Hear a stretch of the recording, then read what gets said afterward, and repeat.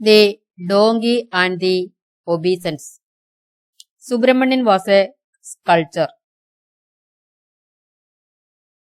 He was very famous not only in his own town but also in all the towns in Kerala. The splendor of his works was that much appreciable. His main proclivity was to cast the statues of divine ideals. And so, he was a well-known figure in all the temples, mosques, monasteries and churches. He was well paid for all his works. Subramanian had a donkey.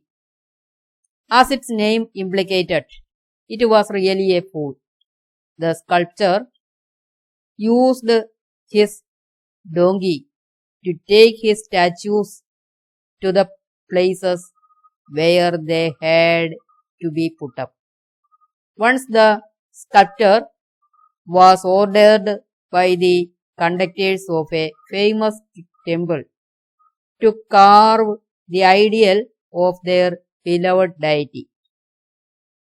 As was promised, Subramanian completed his final touch work on the very appointed day. Then the ideal was wrapped up very perfectly and loaded on the donkey's back. It was the day of the ceremony of reconsecrating the ideal in the temple. So, numerous devotees of the deity lined on the two sides of the road in deep devotion. When the devotees saw the ideal approaching the temple on donkey's back, they all folded their palms together at it. At first the donkey didn't listen to it. But when the prayers were whispered out of the devotee's lips, it looked at the people on each side. It was surprised to see that the people had been saluting at it for a long time. The donkey felt proud of it and stood there for the people to salute it directly.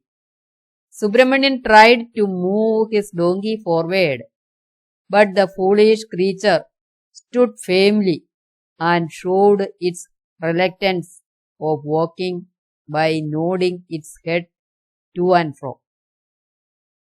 Subramanian knew what the donkey thought. He took a long stick and beat it severely.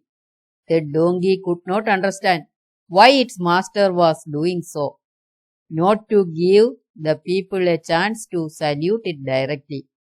It concluded itself that its master was jealous of it. When the pain became intolerable, the donkey was forced to move forward. On the door, Subramanian said to his donkey's ear, "Do you think that all these people show their obeisance at you? You fool! They are saluting the ideal which is sitting on your back, not you."